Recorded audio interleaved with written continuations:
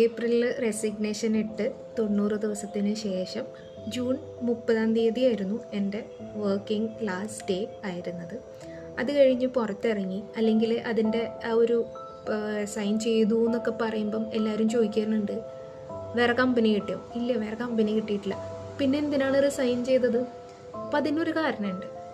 ഇപ്പോൾ പഴയ കമ്പനി ആയിട്ടാണെങ്കിലും ഈ കമ്പനിയിലാണെങ്കിലും എനിക്ക് 3 തവണ ലേ ഓഫ് ഭീഷണി വന്നിട്ടുണ്ട്. ഭീഷണിയല്ല, ലേ ഓഫ് ചെയ്യും എന്നുള്ളൊരു സിനാരിയോ ഉണ്ടായിട്ടുണ്ട്.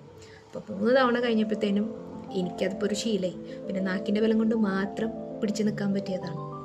നാക്കിൻ്റെ ബലം മാത്രമല്ല, ഒരു ഭാഗ്യം കൊണ്ടും എന്തൊക്കെയോ കൊണ്ടും അങ്ങനെ പിന്നെ ലേ ഓഫ് ആവാതെ മുന്നോട്ട് നീങ്ങിയതാണ്. അന്നേരം ഇത്തവണ ഞാൻ വിചാരിച്ചു, ഇനി എന്നെ ഒരുത്തനും ലേ ഓഫ് ചെയ്യണ്ട, ഞാൻ തന്നെ ഇറങ്ങിപ്പോരും. അങ്ങനെ ഒരു സംഭവം കൂടി ഉള്ളത് കൊണ്ടാണ് ഈ 90 ദിവസം ചിന്തിക്കാനുണ്ടായിട്ടും ഞാൻ റെസിഗ്നേഷൻ ഇട്ടത് തിരിച്ചെടുക്കാതിരുന്നത്.